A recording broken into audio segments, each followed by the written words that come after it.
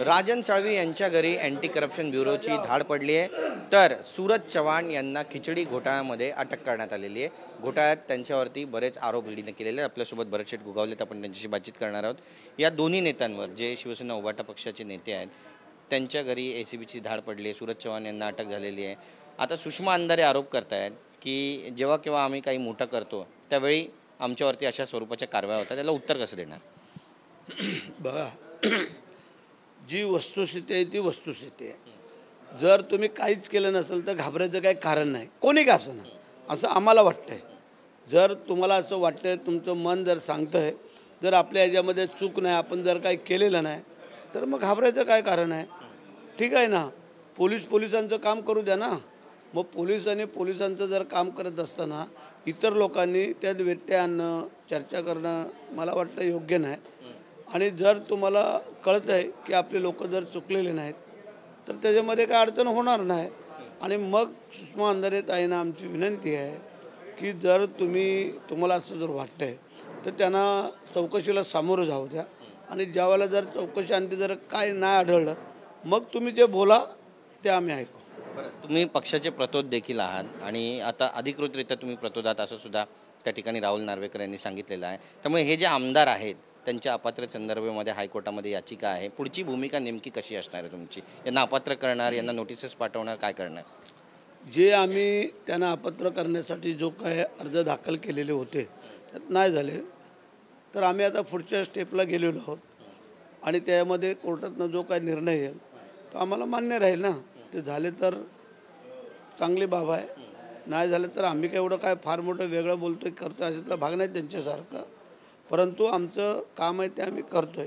जर आम्ही त्यांना व्हीप बजावला होता, जर आम्ही त्यांना नोटिसा पाठवल्या होत्या तर त्याची दखल घेणं गरजेचं होतं असं आम्हाला वाटतं आहे, आमच्या वकिलांना वाटतं आहे, आणि म्हणून करता आम्ही हायकोर्टात गेलो। हायकोर्टाचा जो निर्णय येईल तो आम्हाला शिरसावत असेल। नक्कीच राजन साळवी यांच्या घरी अँटी करप्शन ब्युरोची धाड पडलेली आहे। त्यांनी सुद्धा म्हणतात सुडाचं राजकारण होतं आहे। संजय राऊत म्हणतात की बदल्याची ही जी नीती आहे ती भारी पडणार आहे, लोक याला उत्तर देतील। लोक उत्तर देतील तर आता घोडा मैदान जवळ आहे, कारण आता काय तसं जर पाहायला गेलं तर फेब्रुवारी संपल्यानंतर मार्चमध्ये कदाचित आपल्याला आचारसंहिता लागेल आणि नंतर निवडणुकीला आपल्याला सामोरं जायचं आहे, म्हणजे फार 2.5 ते 3 महिने। मग त्याच्यावरती कळेल ना जनतेच्या दरबारामध्ये जनता कोणाला स्वीकारते हे आपल्याला कळेल। दूध का दूध आणि पाणी का पाणी, त्यानंतर मग पुढच्या काही रणनीती आहे ते ठरवल्या जातील। मुख्यमंत्री राज्यभरात फिरतायत, लोकांच्या हिताचं काम करतायत, पण छगन भुजबळ म्हणतायत की भाजपनंतर NCP सगळ्यात मोठा पक्ष आहे। भाजपनंतर NCP मोठा पक्ष आहे किंवा छोटा आहे हे आपल्याला निवडणुकीमध्ये कळेल ना। आता कोणी काय बोलून कशाला फुकट आपल्या तोंडाची हवा घालायची? त्याच्यानंतर जे काय आहे ह्या राज्यामधले जनता 3 महिन्यामध्ये रिझल्ट येणार आहे, त्यामध्ये कळेल आपल्याला मोठा पक्ष कोण आणि छोटा कोण आहे। त्यापेक्षा आपसामध्ये काय बोलण्यापेक्षा तिन्ही पक्षाचे जे काही नेते मंडळी आहेत त्यांनी बसून काही गोष्टी ठरवाव्यात, त्या आम्ही मान्य करून पुढे चालू। रुपाली चाकण पण म्हणतायत की अजित पवार यांनी मुख्यमंत्री व्हायला पाहिजे, ते भावी मुख्यमंत्री असे फलक सुद्धा आज षण्मुखानंदमध्ये पाहायला मिळाले। ते गेले 6 महिने लावत आहेत भावी मुख्यमंत्री म्हणून, आणि आत्ताच्या पण परवाच्या रिझल्टवरती त्यांचे बरेचसे कार्यकर्ते अपेक्षित होते कदाचित हे सरकार जाईल, आम्ही अपात्र ठरू, आणि मग त्यांचे जे काय म्हणणं आहे ते सक्सेस होईल असं त्यांना वाटलं होतं बरेचशा कार्यकर्त्यांना, पण तशी काय बाब घडलेली नाही आणि पुढेही काय घडेल असं वाटत नाही। त्याचं कारण हे 3 पक्षाचं सरकार आहे, त्या सरकारमध्ये जे काय वरिष्ठ नेते मंडळी ठरवतील ते आम्ही मंडळी मान्य करणार ना।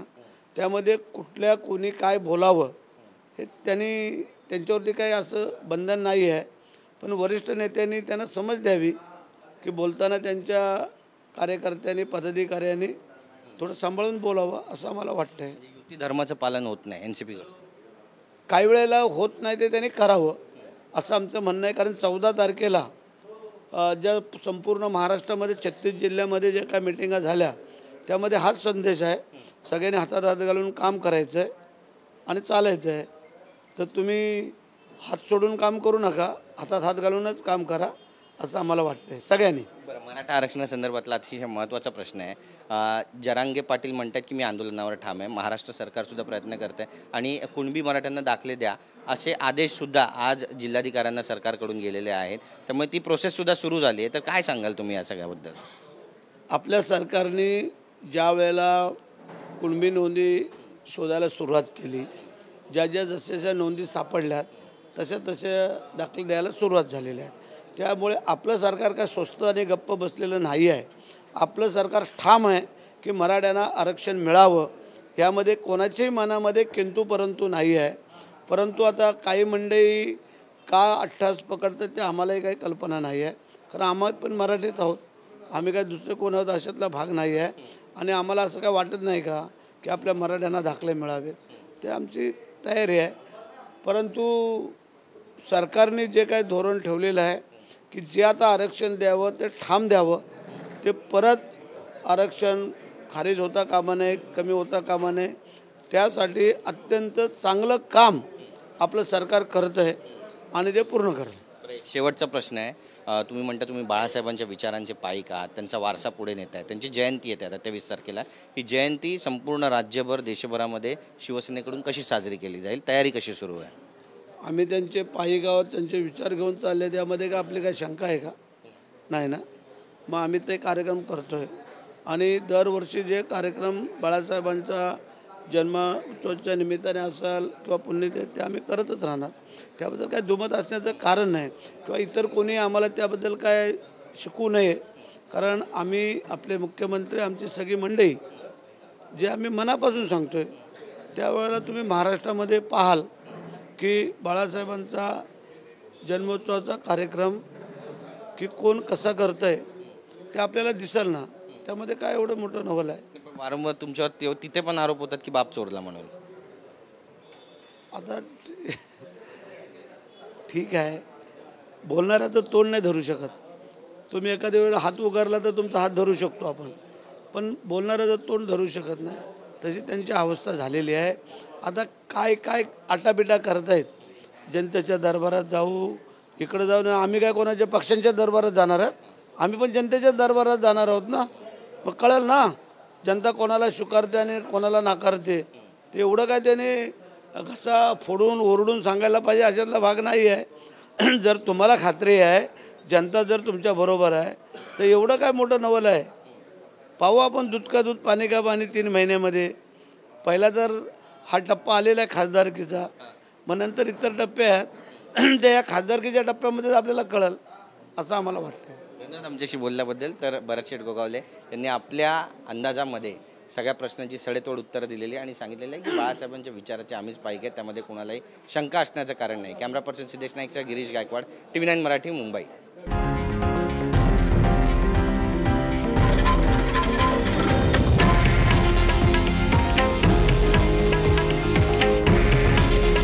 हे आहे देशातील नंबर 1 न्यूज नेटवर्क आणि आपण पाहत आहात TV9 मराठी. काळजी तुमची, हित महाराष्ट्राचं.